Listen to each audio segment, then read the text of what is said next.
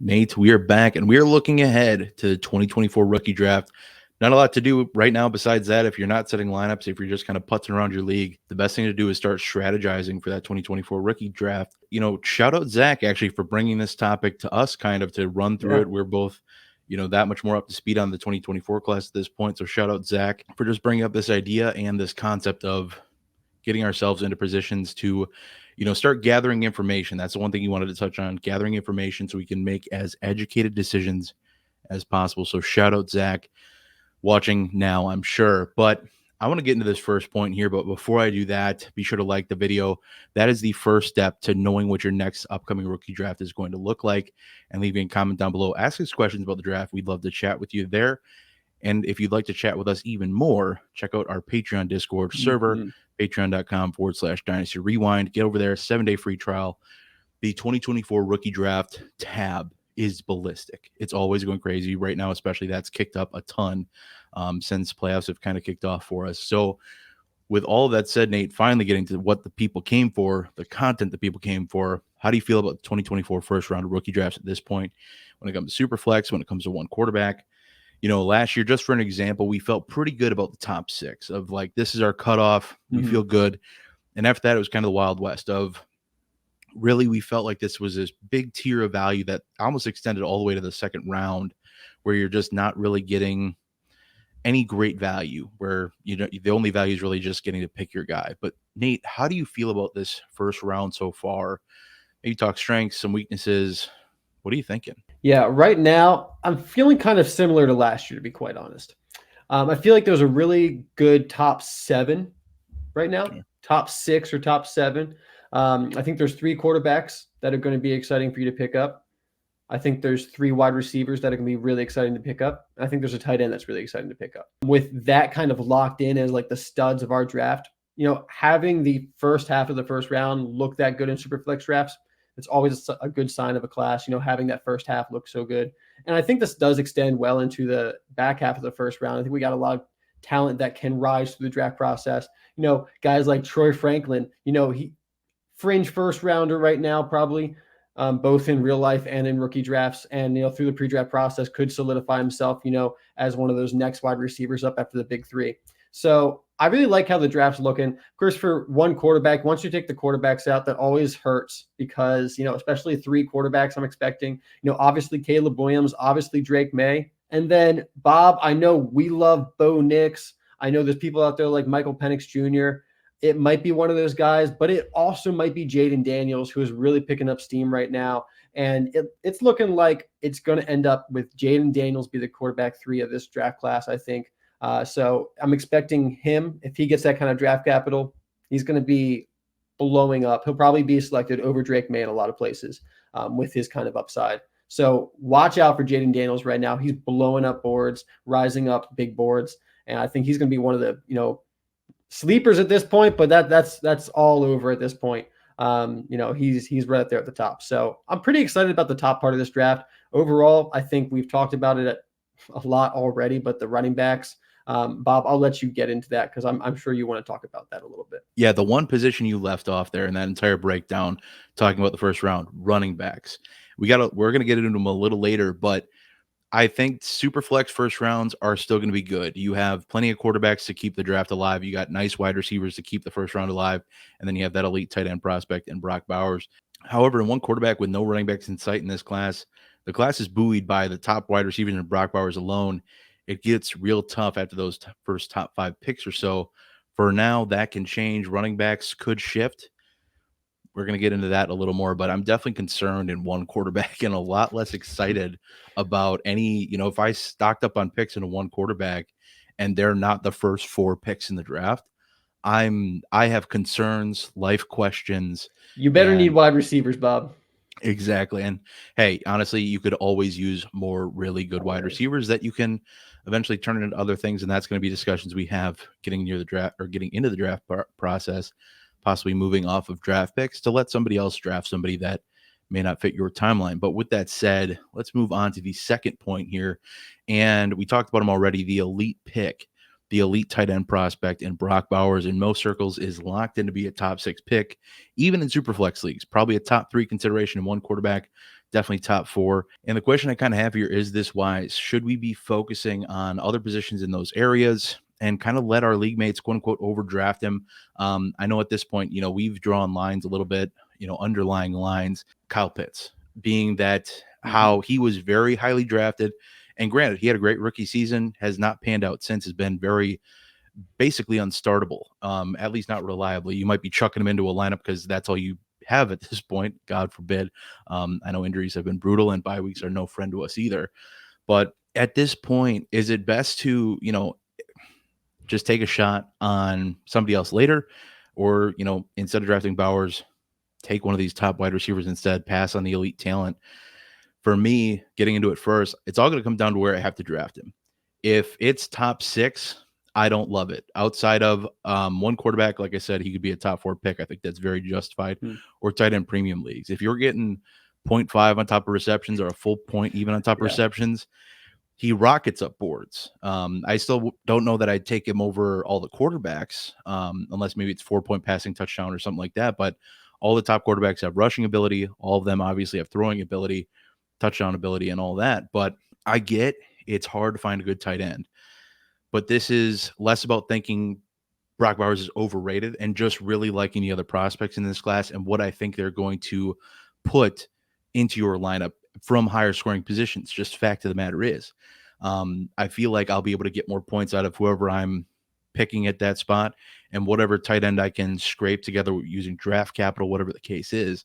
Like, can I go buy a Trey McBride or something along those lines? Somebody who's doing well right now that we kind of project to do well in the future. More points in my lineup is the overall goal. I don't hate him at pick 6, but anything above that, before all these other quarterbacks are kicking around, first round drafted quarterbacks in Superflex are kicking around.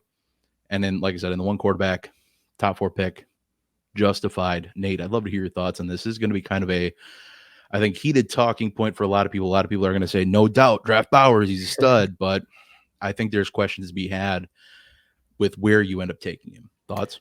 Yeah, before this season, we talked, we had him pretty locked in, pretty high, and nothing has changed about Brock Bowers since. In fact, he's only gotten better for me. Yep. But the tight end landscape has changed for me, and there's a lot more tight ends out there that I feel comfortable starting than I did a year ago.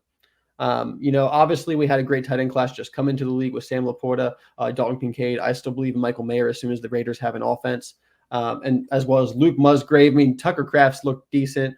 I hate to admit it. There's a bunch of tight end talent in the league, and we also have top tight ends like Cole Kmet now, like Trey McBride, like you mentioned. There's just a lot more startable tight ends right now than there were before, which unfortunately, devalues Bowers a little bit, because I can replace that top tight end a little bit easier than I could before. Now Bowers is still a stud. If you're getting that tight end premium, I expect him to go out there and still be one of the top tight ends, so he's still going to be extremely valuable. As a top 6 pick in Superflex leagues, there's 3 wide receivers I really, really like. In tight end premium, I think he's in that same conversation with those 3 guys. So I think a top 6 pick is definitely in play. I'm not picking them in front of the 3 quarterbacks most likely. There's just too much upside with all 3 of them to pick Bowers. Unfortunately, this tight end position does not score as many points as the quarterback position. Yeah. Love the added thoughts there. Great points. The fact of just that he's just being devalued because other tight ends are kind of stepping it up. Yeah. It's not as much of a barren wasteland as it has been. Now it's, it used to be top 3 or 4 barren wasteland. Your 5 wasn't that much better than tight end 16. Now it's a little better through the top 12 at least. And these guys are still relatively young, still able to put up points. They're not falling off a cliff anytime soon. I'm like, Travis Kelce might be losing the top one there, but maybe that's a discussion. discussion. Sanders isn't bad either. That's a good number 2. I think that is, in most cases, I would probably default to drafting Sanders in the 2nd over Bowers in the 1st. Remember that cool conversation we had way back when about drafting Dalton Kincaid in the 2nd instead of Bowers in the 1st? Yeah, I remember that. I'm right back to that point. I'm still on it. I wish I would have said Sam Laporta. That would have been even a hotter take and even more true at this point. But I think at one point we said, why draft Dalton Kincaid in the 1st when you can draft Sam Laporta in the 2nd? I do believe we said that because Kincaid started drafting or rising up boards. We're all about value here, man. It's all about the value at the end of the day. And speaking of values, we have a bit of a state of the running backs address. So instead of State of the Union, we got State of the Running Backs. where do we feel safe drafting running backs? Do we even feel safe drafting running backs in this class? And my biggest question, how many wide receivers go before running backs? Because I think it's a high number. I got a handful in mind. How do you feel about running backs, Nate? I know it's early. We don't even know who's all going to be in this class. We do know that Raheem Rocket Sanders is going back and transferring. Travion Henderson is on the fence as of the time of this recording, but it's rumored that he's going to go back. Braylon Allen has declared, so we have at least one that's locked in. Thanks, go us, I guess. But how are we feeling about this running back class at this point? What are you thinking?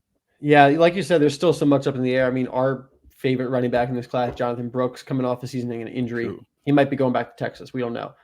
They have a really good running back there, though, coming that they recruited. So hopefully Brooks is coming to the NFL. But without knowing all of the declares at this point, with the ones we're just expecting still, I'm scared. I'm scared, Bob, quite honestly. And, this has just kind of been a long time coming with the devaluation of the running back position. These guys are, they're talented.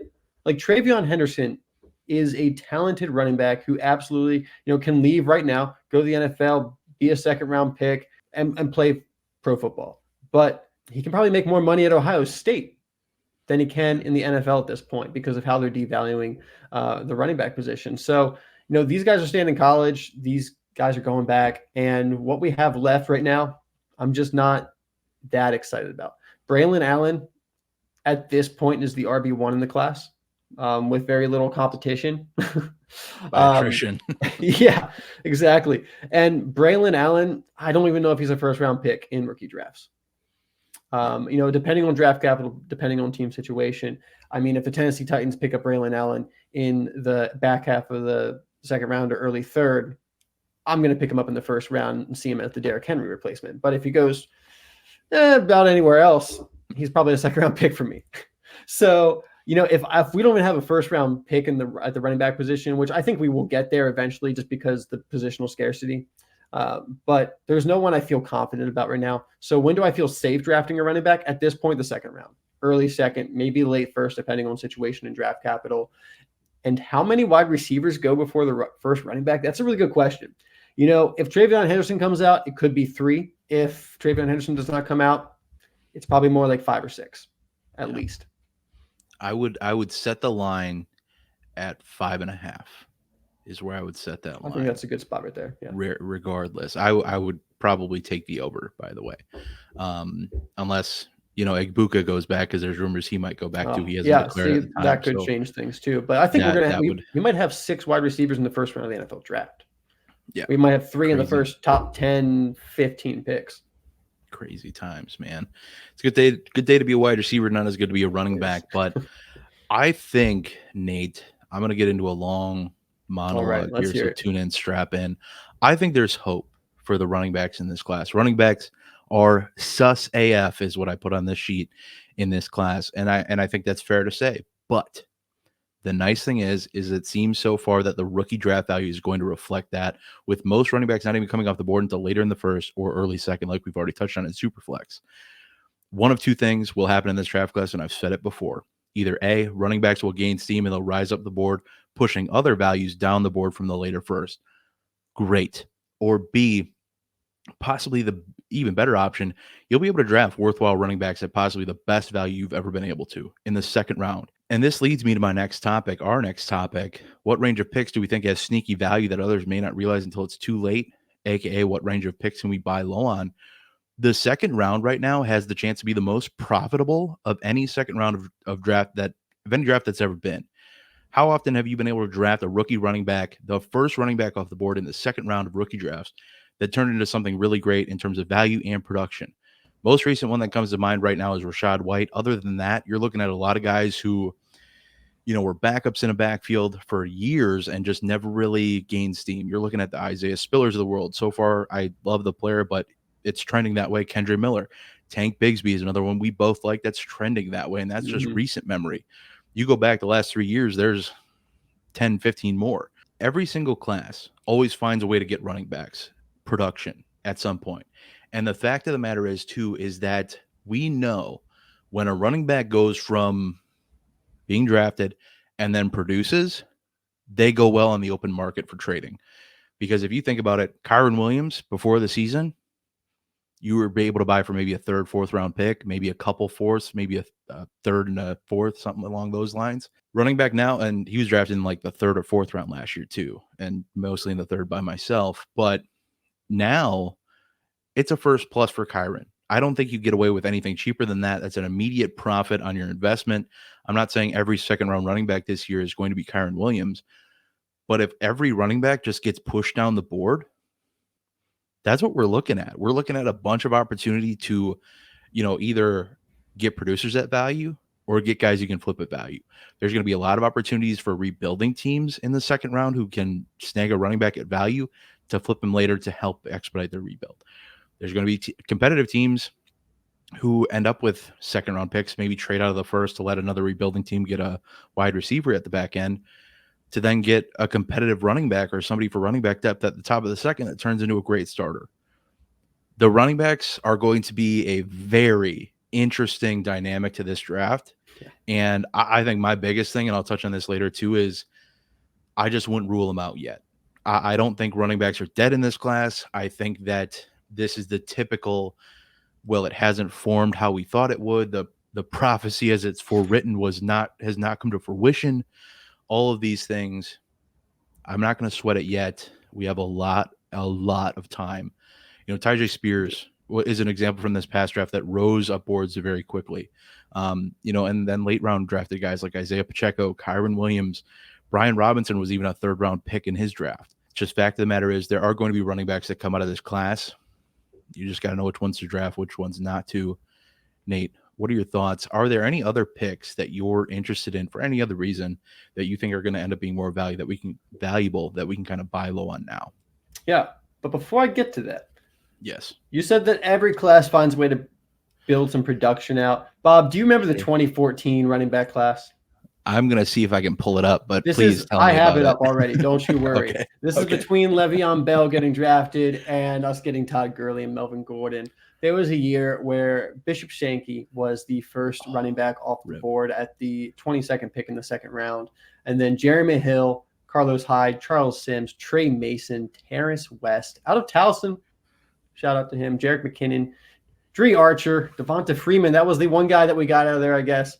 Outside of that, it's pretty tough. I guess you got to know the one guy to draft. I think we're going to have a better class this year than 2014.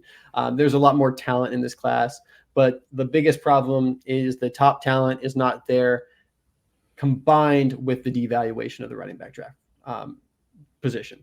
So that's where we get into a little bit of conundrum, but also, Bob, a chance for a lot of value. I do exactly, and I think that's what puts a silver lining on not having a Bijan, even a Breece Hall. When he was drafted, he was still regarded well lower than Bijan was at the time. Now they're pretty similar value, but back thinking about just as prospects, we don't have any of that, and I think we're going to come away like bandits when it comes to value on it, especially if we can nail down who that's to why draft, you want to be here. And in the Discord especially, I think we can nail that down. I'm confident in that.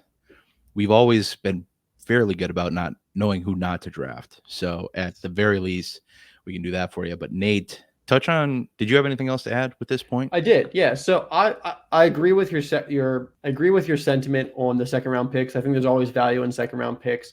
But I think there's value in third round picks too this year. Sure. Because of the depth at the wide receiver position. And now we're kind of seeing, hey, if you're day 3 wide receiver, you're going to get options. You're going to get opportunity.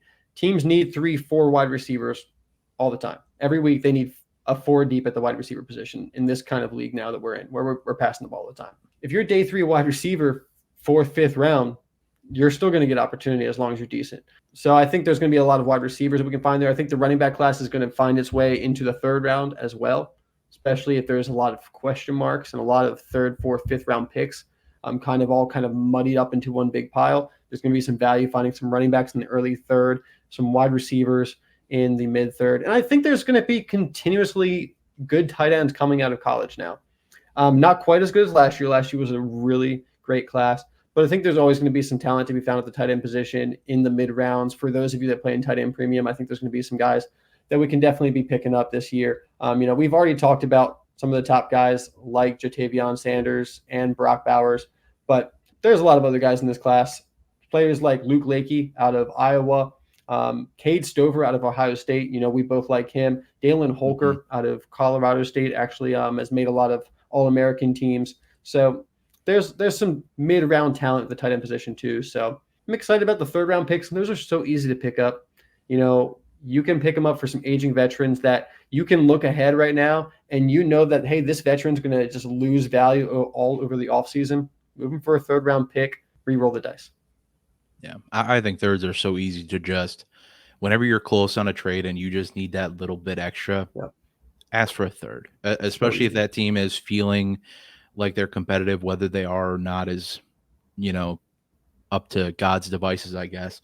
But whether they are or not, it's so easy to pluck a third-round pick just to get that little bit of value back. So anytime you can do that, I'm all about it. I got a line for you, Bob. Okay. If you own all the late third-round picks, you'll own a bunch of the middle of the third round. That's true. Everyone always thinks that their third-round picks can be late. I like that. I like that. Hey guys, Bob here, dropping by to interrupt your scheduled programming to thank today's trusted partner, Mint Mobile. I don't know about you, but I'm always looking for ways to save money, especially during the holidays. And it always shocked me to see what I was paying when it came to my wireless bill. I couldn't help but think, what am I even paying so much money for? Am I paying for speed, coverage, data, access to 5G, unlimited talk and text, mobile hotspots, you name it. I was paying so much money, while Mint Mobile offers all of these features for as low as $15 a month. And I know what you're thinking. It was my first thought too. How can they only charge $15 a month for that much coverage? It's easy. They keep it simple. For starters, they're built on the nation's largest 5G network, and they keep costs low by only selling online. This means no pushy sales rep trying to earn a commission or brick and mortar locations. The cost is great, and don't worry, they made switching easy too. This is all thanks to the Mint Mobile app and digital eSIMs that most phones now have.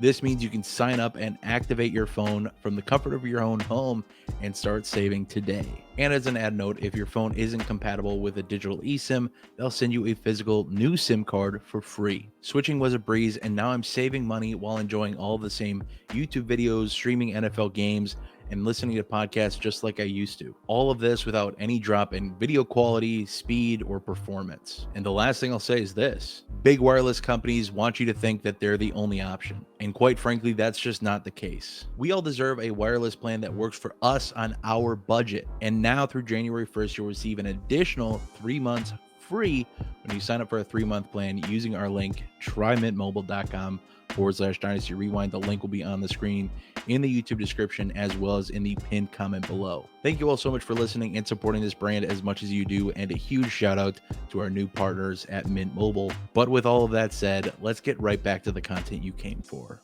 So we've touched on this grouping a little bit already, but let's talk about these quarterbacks a little more in depth. Obviously, draft capital can change things. We don't know. I think we have a pretty good feel on the top 3 that are probably first-round picks at this point. We got Caleb Williams, we got Drake May, we got Jaden Daniels, probably locked into first-round draft capital. I believe personally that Bo Nix can be a first-round pick, and I have beliefs that Penix could. I'm not as sold on him, but I think it's well in the realm of possibility.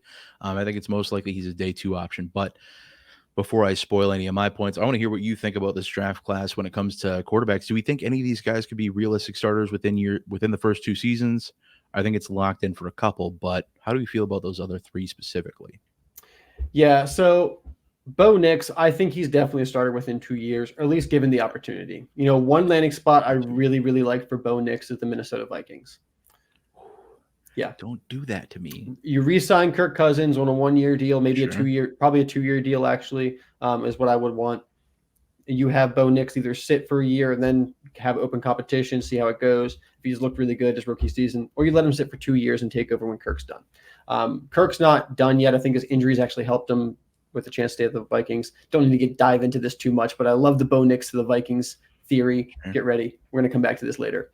Michael Penix Jr., I think he's going to have opportunity at some point in his first 2 years as well. I don't feel as confident about Michael Penix Jr. as Bo Nix, just like you, but I also think that Michael Penix Jr. is better than a guy like Hendon Hooker.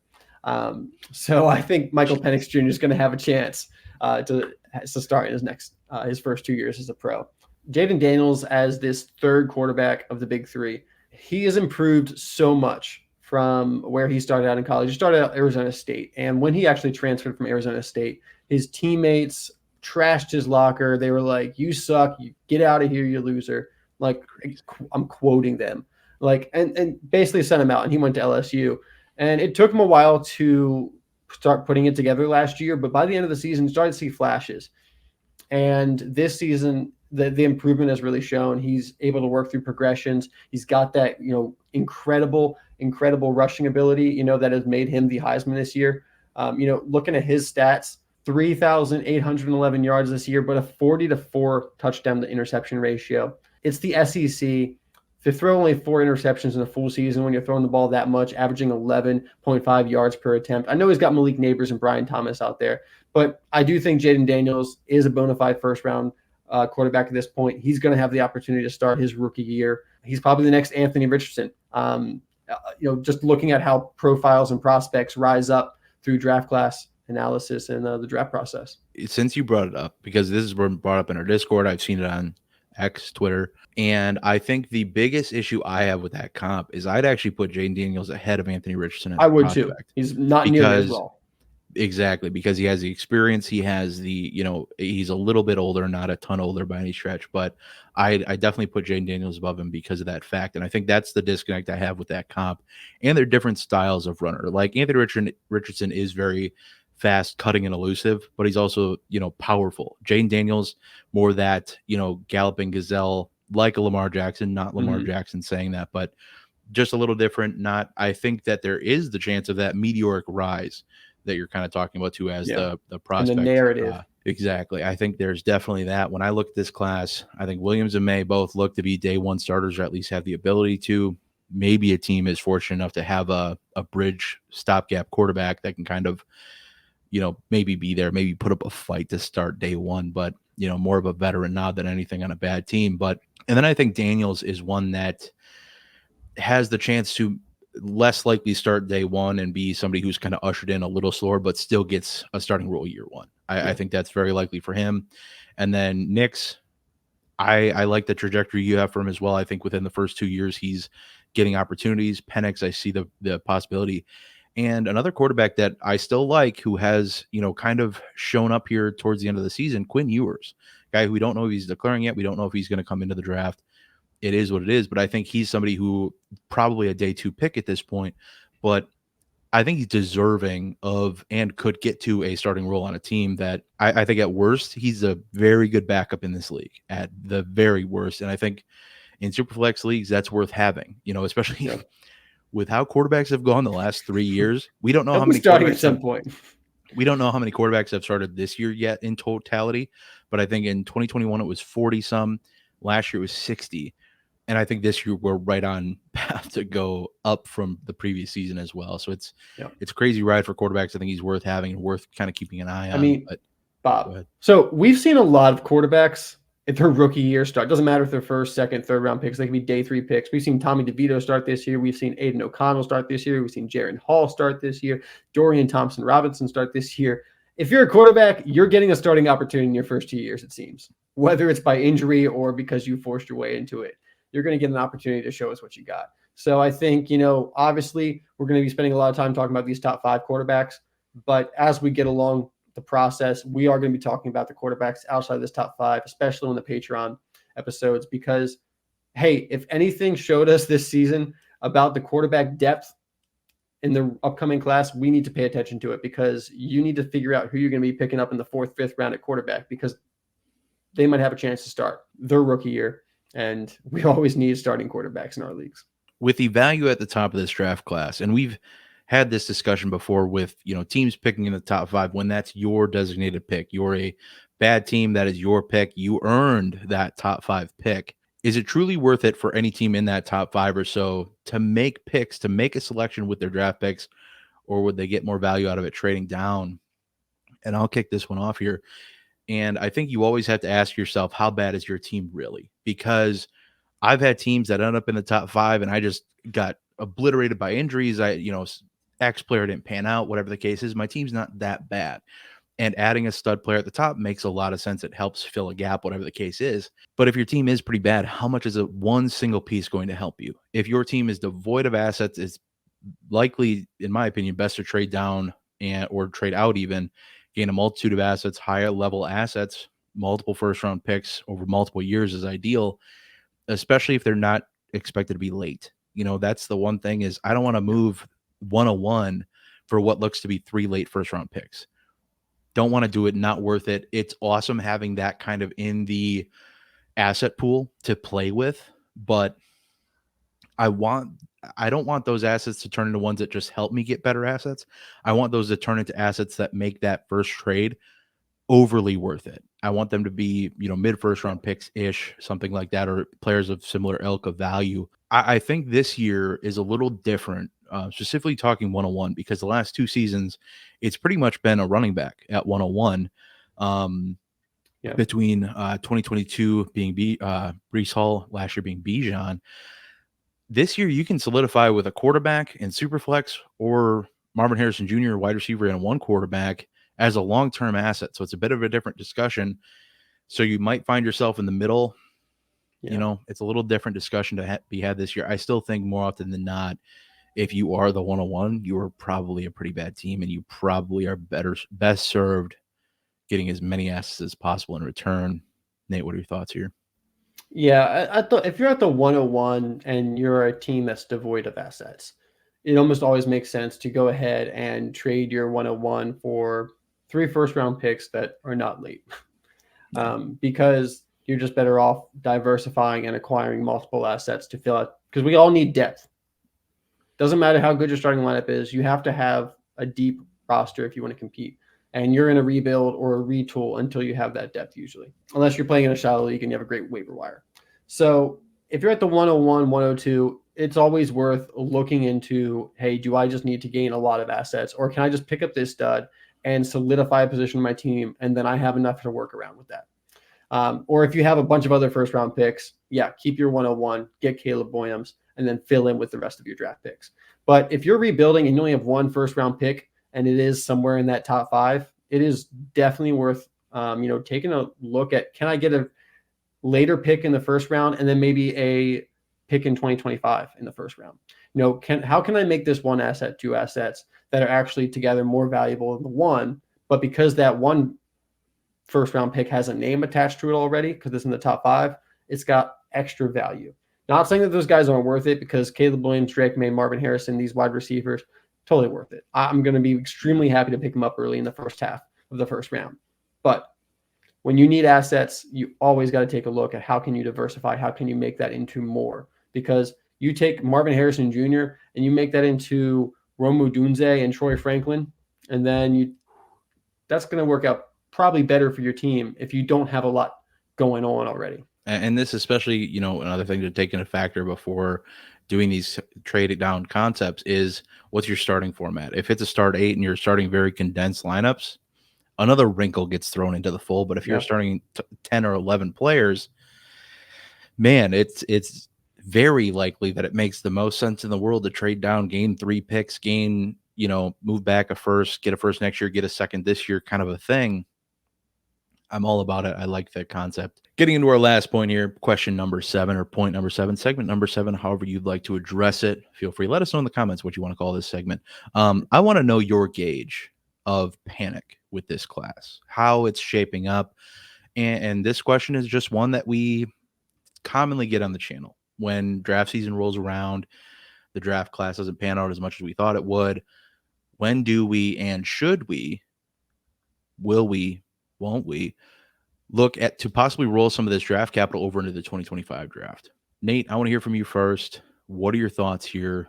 Possibly acquiring first round or future draft capital in exchange for this stuff. What are your thoughts here? What's your level of panic? Dive in. Yeah, I'm not too panicked yet. I still believe in the 2024 class. So I'm not looking to move my picks for 2025 actively. But it's always a good thing to see what you can get if you move back a year, if it fits your timeline. And I think looking more at the when, because I love values, and when the 2025 class is a value, that is when we should be looking to move the 2024 picks. Now, when that is right now, because playoffs started for Dynasty Fantasy Football and Fantasy Football around, which means, hey, we're looking at playoffs. We're also starting to look at the 2024 draft class, though. We're talking about it here. People who did not make playoffs are looking at the 2024 draft class. They're starting to watch videos. They're starting to read articles. They're getting excited about the 2024 draft class, which means those picks are starting to gain value. No one's worried about the 2025 draft right now. They're all focused on the 2024 draft. So this is the time to start flipping picks. Now, in a couple months, I would hold off, because at that point, we're already a couple months in. I would wait until draft day or that week, because at that point, that is when the 2024 picks gain so much value. They're at their peak value. That is when you can take a first round pick, turn it into 2025 first round picks. It's going to be harder to do that right now or in a couple months, but come draft day, come around that time, that is when you're going to be able to use that leverage of, hey, you know exactly who's going to be picked to this slot if it's a first round pick usually, or have a really good idea of the 1 or 2, 3 guys that are going to be picked. That makes it so you have some leverage to move that pick for some 2025 unknown draft capital. I think the great point you touched on there, you'll almost always be able to move draft capital. And by that, I mean trade it away. It's very hard to then trade to get draft capital because it's just harder to get done. So that's why I'll always say, if you are thinking about kicking draft picks down the road, wait till you're in the draft, wait till right before the draft when the picks are most valuable, like you said, because at the end of the day, I'm all about acquiring future draft capital. I love it. After all, it's the cheapest it's going to be right now. It's going to get more expensive every single day that goes by. People might forget about it when the draft is going on. They'll be like, all that matters is this draft. That's where it'll be the cheapest. But I think, we do need to stop and acknowledge that this panic that ensues every year happens every single year. Next year will always look better until it doesn't. And I don't know how to tell you this. The same thing will happen next year. X prospect will fall off because they didn't have the historical season we were all building them up to be. The prophecies won't come to fruition. Several juniors won't declare, and now that they'll suck because only early declares can be good. That's a proven analytic. So that class gets worse, but also better because it's getting more talent. Who knew? This class, just like the rest that have come before, will find its way. It'll come into its own at some point. It might not be the running back mecca that we were hoping for, but other talents will emerge. Yeah. And we just need to learn to build around what we're given, not get mad and roll things over into the following season when we don't get what we were hoping for. One thing that I learned this season is, overcoming the adversity of what you're given, because at the end of the day, it's not about who builds the sexiest paper roster in August.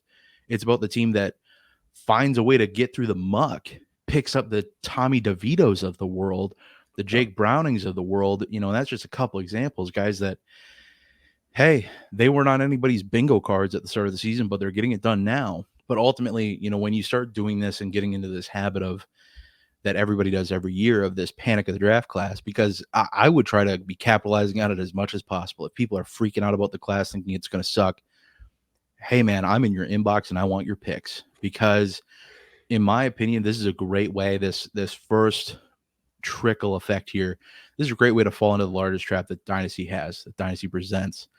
And that's building forever, never really winning or looking to compete someday, just continuing to roll picks and players over until God knows when. And for you guys watching, I hope that when for you is now, that you stop doing this, you stop falling into this trap. It happens every single year. Relax, let the draft come to us before you start shipping off your picks because somebody told you 2025 looks better, because you'll be able to trade those picks for more later. For one, your picks aren't at peak value right now. Don't panic. The class will be what it is at some point. Now's not the time to ship off your picks, especially not straight up for 25 picks. If anything, trade down. Like I said, hopefully that time is now when you flip that switch and stop just rolling it over, because at that point you're donating, you're paying cash leagues more than likely. And that's just, losing money is a lot less fun, even though we have this grand vision in mind of what our amazing team will look like when a draft class finally comes to fruition. Because guess what? I can almost promise you, if you have all 12 first-round picks in your draft and you get to take everybody on the board that you wanted, you'll probably still end up disappointed. And that's a bold claim, but there's busts every year. There's players that don't pan out every year. Other players end up better. It is what it is. Anything else to add here, Nate, before we head on out of here? Look, last year I was saying the 2024 class, if you want running backs, that's the class. If you want wide receivers, I don't know. It is a year later and it's completely the other way around. So who knows about the 2025 class? You know, we were talking about Nicholas Singleton being incredible. He did not have the year he wanted to have this year with Penn State. See what happens next year. Quinshon Judkins, he's dealt with some injuries. So you never know. You never know. That's the fun of it. You know, you play the next year game, you know, it's hard enough to project what's going to happen this weekend, let alone a full calendar year from now. So, hey, take what's in front of you, do with it what you can, play out the values that you're given today, and sign up for our patreon.com/Dynasty Rewind Discord server tomorrow, or today would be great too. There's a free trial link in the description box below. Check that out. Get on in there, take your 7-day free trial. And before you leave the video, be sure to leave a like, comment down below what you think of this 2024 class. Are you panicking? Are you not? Who are some of your favorite players? Who are some players that you think people are sleeping on? We want to know all about it. But with all of that said, that's going to be it for me and Nate today. We'll see you in the next one. But until then, I hope that y'all have a good one.